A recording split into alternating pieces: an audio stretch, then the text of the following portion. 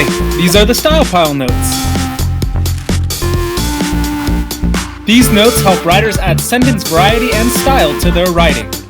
Go beyond "my dog ran" to "my dog, the beautiful, courageous pug, ran hideously slow." Okay, here's how it works. Open up the notes. If you are in my class, you should have a digital copy in Google Classroom. If not, go to the URL and make a copy for yourself. Watch the lesson while filling in your notes. Only copy the parts in red font. Okay, today's Style Pile notes are going to focus on starting with an infinitive phrase. This is a really easy way to add style to your writing without too much effort. The first box in your notes says, what is it? Starting with an infinitive phrase.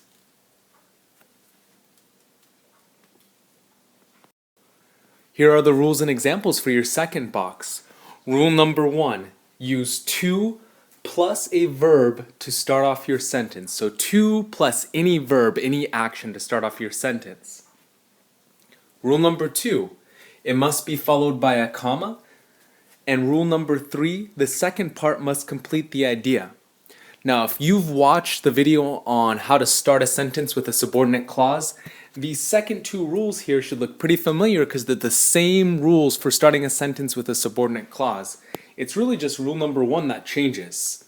So let's take a look at my example down here on the bottom. We'll check all of our rules. We have rule number 1, to plus the verb help. Help is an action, so rule number 1 is followed. To help him run faster, comma, that's followed by a comma. So we've got rule number 2 followed as well. Now, rule number 3, the second part must complete the idea. So to help him run faster, Mr. Davis slapped the buff security guard to get him to chase him. That would help me run faster. Not only that, but it completes the idea that we started with. We followed all 3 rules. Therefore, we used the infinitive phrase correctly at the start of the sentence. If you need more time to get these rules down, pause the video, but we're going to move on to the next slide. Alright, I'm asking you, is this correct? Take a moment, pause the video, and decide, based on those 3 rules we just learned, is this using an infinitive phrase at the start of the sentence correctly?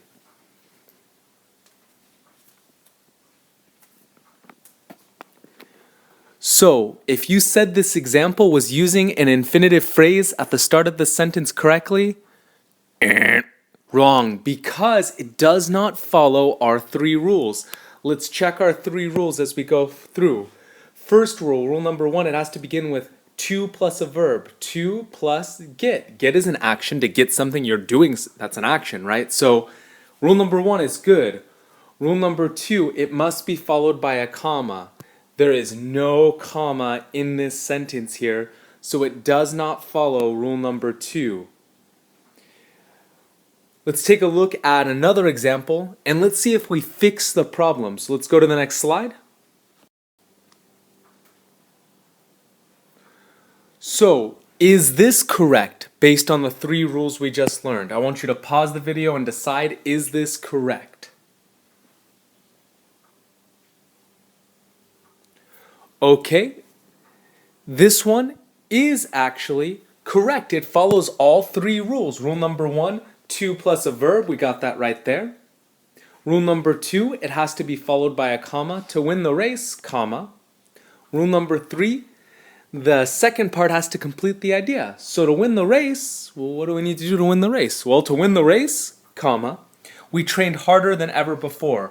Rule number 1, rule number 2, rule number 3, check, check, check. We use the infinitive phrase correctly.